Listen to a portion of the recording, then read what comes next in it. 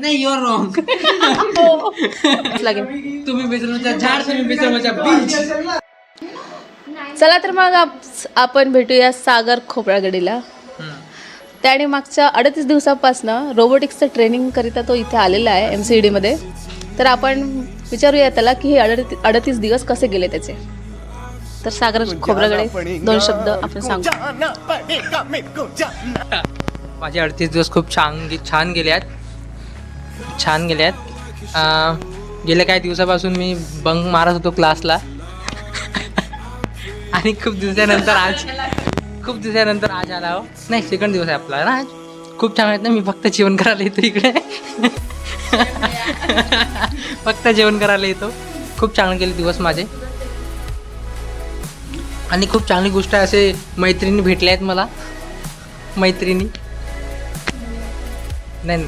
बहिणी नाही, मैत्रिणी. बस चला, एवढा बोलून मी आपल्या 2 गोष्टी बंद करतो.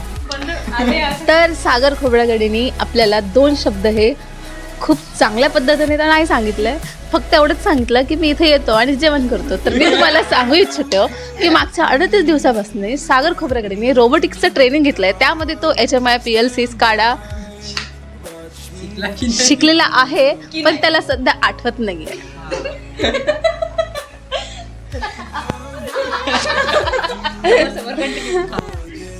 आठवत नाहीये. तरीही मी त्याला आठवण करून देते की तो हे शिकलेला आहे, तर त्याने याच्याबद्दल थोडं आणखी सांगावं, मी हे अपेक्षित करते. PLC प्रोग्रामिंग SCADA अजून काय होता? HMI. हां, शिकलेला आहो मी. काय येते मला प्रोग्राम अर्धावट. आणि बाकी प्रोग्राम मी विचारतो ताईला.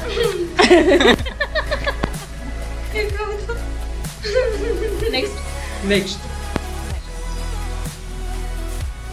मध्ये आपण करत आहोत. PLC प्रोग्रामिंग मध्ये त्याच्यामध्ये एक सर्किट बनवतो आपल्याला, जे लॅडर डायग्राम बनवत होतो. About the motor whatever you want. अच्छा, जो भी बना सकते आपण. हां, त्याच्यानंतर मग सिम्युलेट करतो तो. रन होत आहे की नाही. रन होत आहे की नाही ते बघत होतो आपण. एरर्स येत आहे की नाही चेक करत होतो. कंपाईल केलं की एरर दिसत होते. बरोबर असेल तर 0 एरर 0 वॉर्निंग येत होतं. बरोबर है ना. त्याचबरोबर आपण त्याच्यामध्ये बिट लॉजिक, कम्पॅरेटर, कंट्रोलर, त्याचे वेगवेगळे मॅथमॅटिक एक्सप्रेशन वगैरे असं शिकलो. सगळ्यात पहिले आपण जेव्हा लॅडर लँग्वेज शिकवायला होतो तेव्हा आपल्याला सगळ्यात पहिले बिट लॉजिक शिकवलं. तेव्हा मी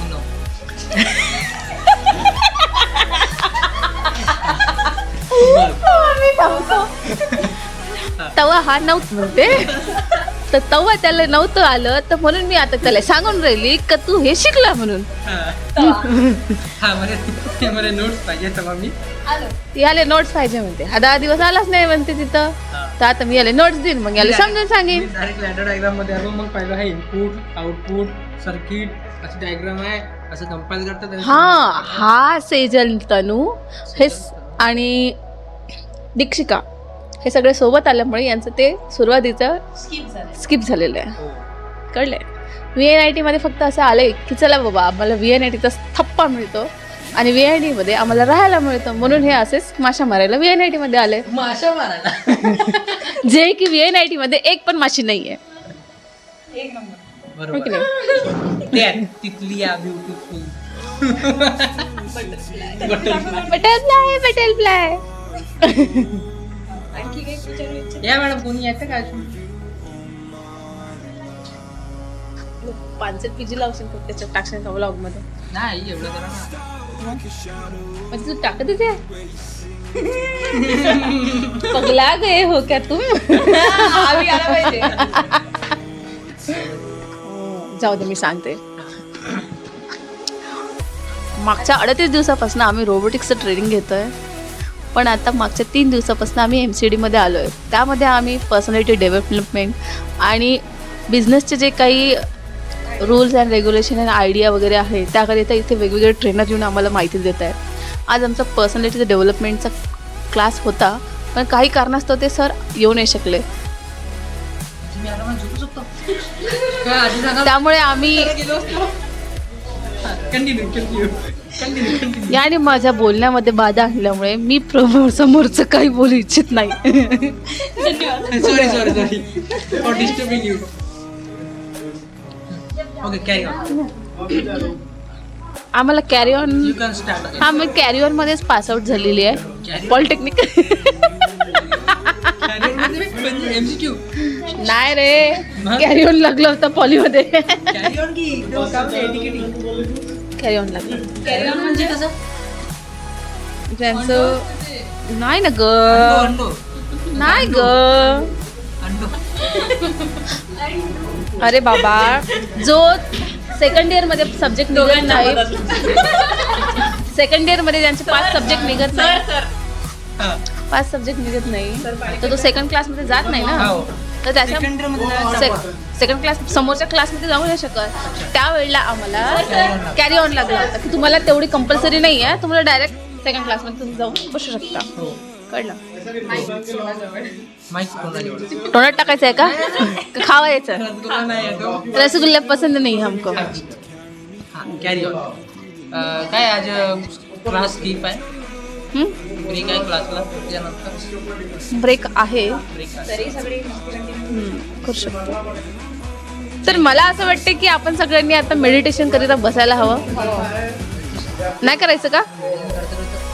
बरं ठीक आहे, सगळ्यांनी आपापले जे काही म्हणजे पर्सनॅलिटी डेव्हलपमेंटचा क्लास जरी नसेल झालाय तर सगळ्यांनी समोर येऊन 2 शब्द बोलावे. हा, 2 शब्दामध्ये हे सांगावे की मागच्या 38 दिवसापासून आपण काय शिकलाय आणि काय तुमच्यामध्ये बदल घडलाय, त्याबद्दल इथे येऊन 4-5 वाक्य बोलावे.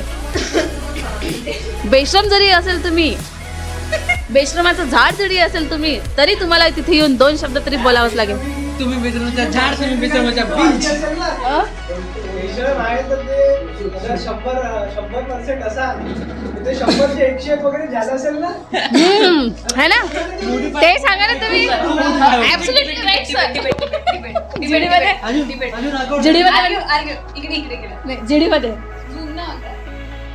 जीडीमध्ये माहिती का माझं ते जीडी त्याच्यावर सगळे ग्रुप दिसतात. Your right sir. मला तर दुसरं बोलते. नाही, यू आर रॉंग. झालं ना. संध्याकाळी काहीतरी